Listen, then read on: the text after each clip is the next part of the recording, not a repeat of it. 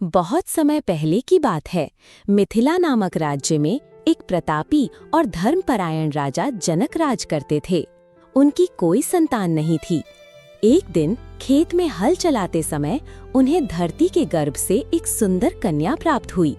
उन्होंने उसे अपनी पुत्री मानकर पालन पोषण किया और उसका नाम रखा सीता।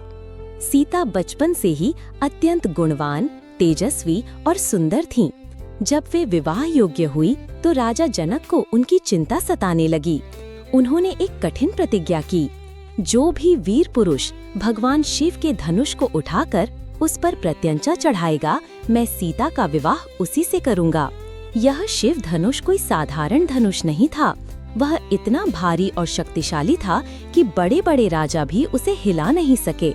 कई देशों के राजा आए, प्रयास किया, पर असफल होकर लौट गए। इसी समय महान ऋषि विश्वामित्र अयोध्या से राम और लक्ष्मण को लेकर जनकपुर आए। श्री राम भगवान विष्णु के अवतार थे, परंतु उस समय वे एक साधारण राजकुमार के रूप में थे। जब उन्होंने स्वयंवर में भाग लेने की अनुमति मांगी तो राजा जनक ने थोड़ी आशंका के साथ स्वीकृति दी। सभा में जब श्री राम धनुष के पास पहुँचे तो सभी की सांसें थम गईं। उन्होंने सहज भाव से शिव धनुष को उठाया और जैसे ही उन्होंने उस पर प्रत्यंचा चढ़ाई, पूरा सभा मंडप गूंज उठा। धनुष 2 टुकड़ों में टूट गया। जनक की आंखों में खुशी के आंसू आ गए। सीता ने श्री राम के गले में जयमाला डाल दी। आकाश से फूल बरसने लगे, संगीत गूंजने लगा। श्री राम और सीता का मिलन हो गया।